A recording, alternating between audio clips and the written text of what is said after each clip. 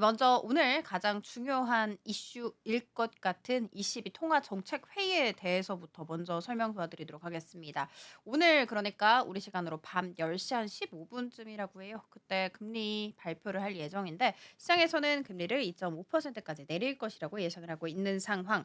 이미 작년 6월에 금리가 4%였는데 지금은 2.75%까지 내려와 있는 상황이죠. 이번에도 0.2%포인트 더 낮춰 잡게 된다면 이게 0.5까지 내려오게 됩니다.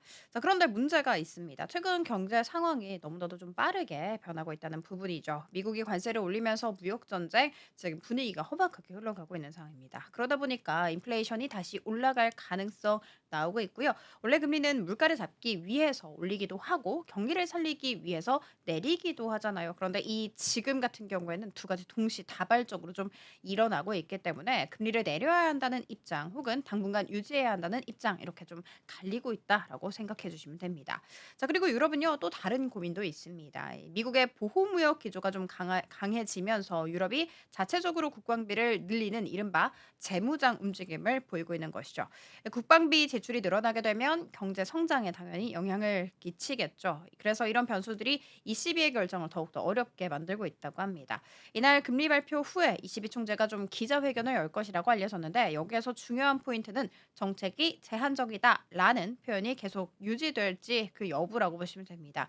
만약에 이 표현이 사라지게 된다면 이제 금리 인하가 끝났다라는 신호로 해석될 수 있습니다. 그렇지만 로이터 통신에 따르면요. 이 표현이 없어진다 해도 반드시 금리 인하가 멈춘다라는 뜻은 아니라고 합니다. 다만 앞으로의 정책을 두고 논란이 커질 수 있음을 의미를 하겠죠. 자, 결론적으로 내려서는 ECB 이번 회의에서 금리 내릴 가능성 높지만 이후의 방향은 아직 불확실한 상황이다. 과연 금리 인하가 지속될지 아니면 여기서 좀 멈출지 앞으로 몇 주 동안 더 지켜보시기 바라겠습니다.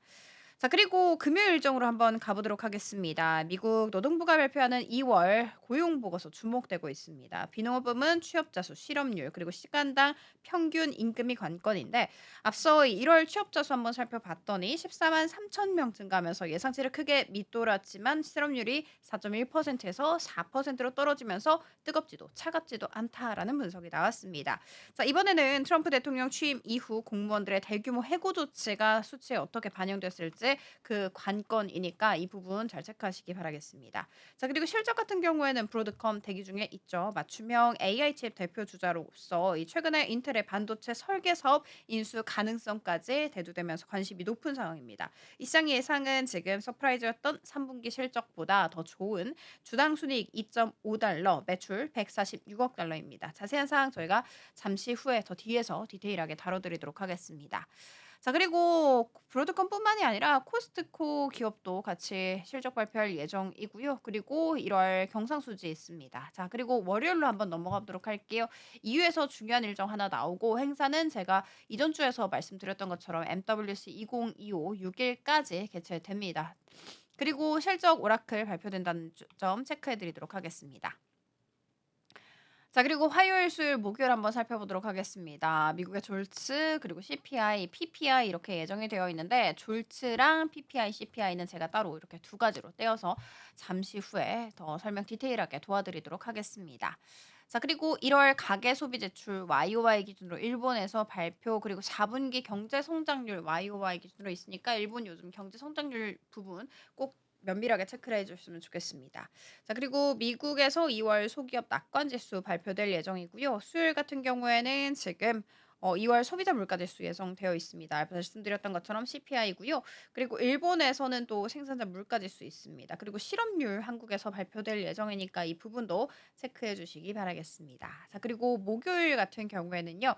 말씀드렸던 PPI 외에도 EU에서 1월 산업 생산 MOM 기준으로 발표될 거고 한국에서 2월 수출입 물가 지수 YOY 기준으로 발표되어 있습니다. 실적 같은 경우에는 어도비 이때 나오니까 체크해 주시고 해파생, 뭐 한국 선물옵션 동시 만기일이라는 부분 그래서 시장의 변동성까지도 끝까지 좀 유념을 해 주셨으면 좋을 것 같습니다. 자, 이렇게 일정 하나씩 살펴봤으니까요. 자, 그러면 지금부터 앞서 예고를 해 드렸던 주요 이슈 하나씩 풀어보는 시간 마련해 보도록 하겠습니다.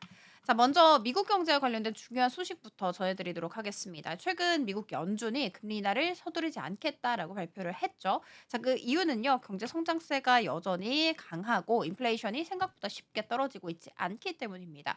이와 관련해서 월가에서는 좀 고용 시장, 즉 노동 시장의 변화를 예의주시를 하고 있는데 오늘은 관련해서 곧 발표될 조츠 보고서 이야기 좀 더 쉽게 풀어드리도록 하겠습니다.